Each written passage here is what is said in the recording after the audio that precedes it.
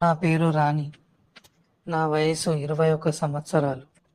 నేను నా ఫ్రెండ్ రోజాతో కలిసి హైదరాబాద్లోని ఒక పెంట్ హౌస్ పైన రెంట్‌కుంటాం.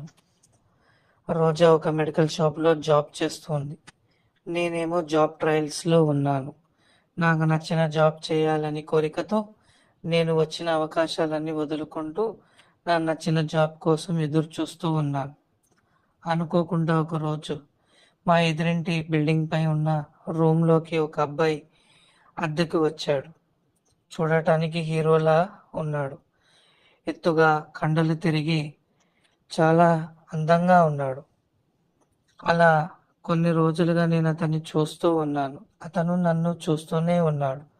ఒకరోజు సడన్‌గా ఇద్దరం ఎదురుపడ్డాం. "నీ పేరేంటి?" అని అడిగాడు. నేను ఆలస్యం చేయకుండా రాణి అన్నాను.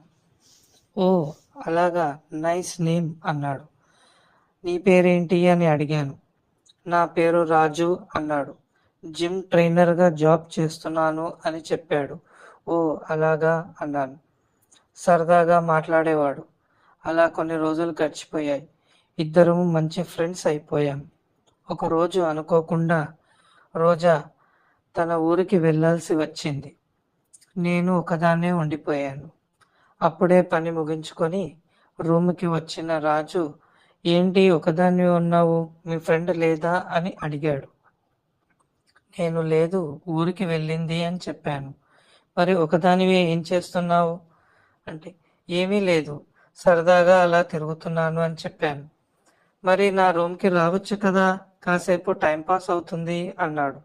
నేను కూడా ఏమీ ఆలోచించకుండా నా ఫ్రెండే కదా అని చెప్పి నేను తన రూమ్‌కి వెళ్ళాలనుకున్నాను.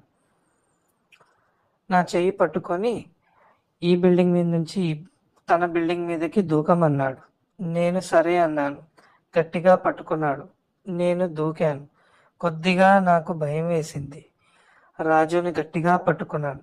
ఏదో తెలియని కొత్త ఫీలింగ్ మొదలైంది. మెల్లగా రూమ్‌లోకి వెళ్ళాం. తన రూమ్ చాలా బాగుంది. చాలా బాగా అరేంజ్ చేసుకున్నాడు.